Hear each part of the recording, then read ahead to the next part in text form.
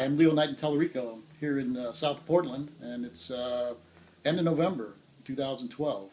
This is a really important time period for humanity because we are in a process of changing ages from a Pisces age, which began about 2,000 years ago, to an Aquarian age, which we are on the cusp of. Now, if you talk to a number of different astrologers, they'd probably have a different exact time for when the Aquarian age begins. Personally, for my own study, I believe that that's going to happen in December of 2020. But more important than picking an exact date is to know that what we're doing is moving from one age to another. And that's so important because it's on so many levels of our being that we're making changes. We're making changes emotionally and spiritually and in our everyday lives. So let's bring it to now. Right now, we're about 3 weeks away from the Mayan calendar ending. And we're also right in the middle of an eclipse season. Now, what an eclipse season is when there are a couple of eclipses. Now, years ago when I first started in astrology, the eclipses had importance, but they didn't really seem to shake things up as much as they do now. And I think the reason that the eclipses are shaking things up so much more now is because of the fact that we are coming up to the end of a Mayan calendar and we are on the cusp of ages. So every time we have an eclipse season, there's a lot more shaking up of our consciousness, a lot more shaking up of our lives, taking us out of our normal balance and enabling us to make good, effective, positive change in our lives. Now, this current eclipse season started at a full moon that was on October 29th. Which was 2 weeks before the first eclipse. Now, if you remember October 29th, that's when Storm Sandy blew in. In fact, right on that full moon. And so that was the beginning of this current eclipse season. Then at the next part of the lunar cycle, which was the last quarter moon, that's when we had the election. Remember how intense this election was and how people were so at each other's throats for who's going to win. Then the next point was at the solar eclipse in Scorpio on the 13th of November. And that one was when the war between Israel and Gaza began and when the General Petraeus scandal came out and when the stock market started really crashing and going down for about 10 days. So that's what happens during these eclipse seasons. Now we're at the next point where there was a lunar eclipse full moon just yesterday. And if we just keep looking at this eclipse season, it will end pretty much at the next new moon in Sagittarius, which will be on the 13th of December. And then, only 8 days after that, is the end of the Mayan calendar. So right now, it's a really intense time for everybody, or for most people, at least for most conscious people. It's a very intense time where you can actually feel some of the shifts that are happening in our world and in our consciousness. What do I think is going to happen?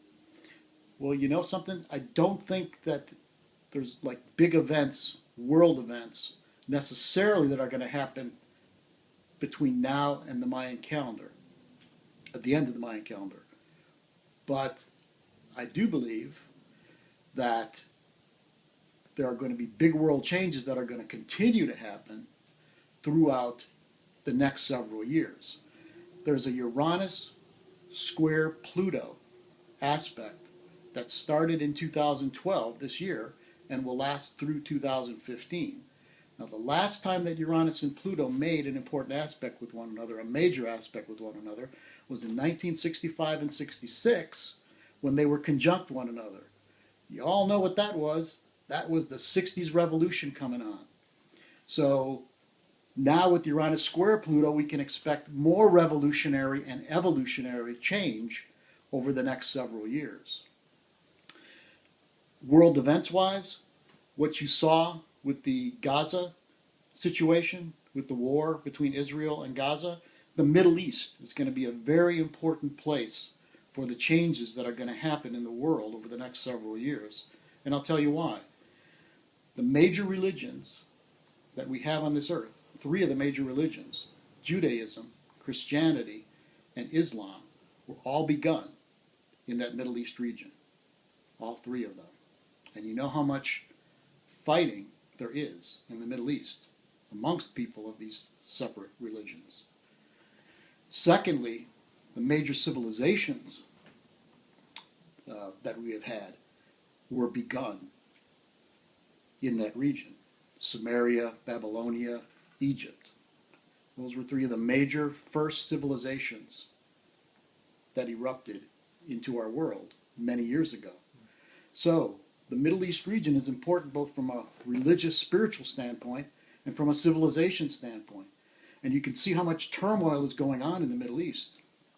And that's where it's going to continue, because it's that cell in the body of our earthly human family that we need to make all the major changes. When the Pisces Age began 2,000 years ago, it was a time when the Roman Empire was going on and Christ was born. And that's been a theme for the Pisces Age. Empires and saviors. Empires and religion.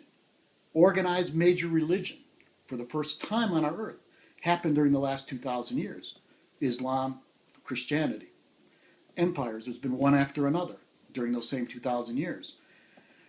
So there's been kind of a split in humanity between our spirituality and our material concerns during these 2,000 years. Now we're ready for an Aquarian age.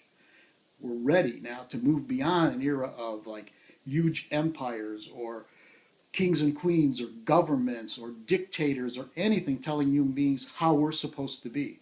And we're also moving beyond religion telling us who we're supposed to be. Religion telling us that we're supposed to answer to certain rules and regulations according to those religions. And the era of saviors is then leaving. You know how many people have been killed or assassinated or died who were like special spiritual people on our earth besides Christ? Even just in recent times. Martin Luther King, John Lennon, John F. Kennedy. People who have like martyred themselves for the betterment of humanity, even though they weren't consciously necessarily doing that. We don't need that anymore.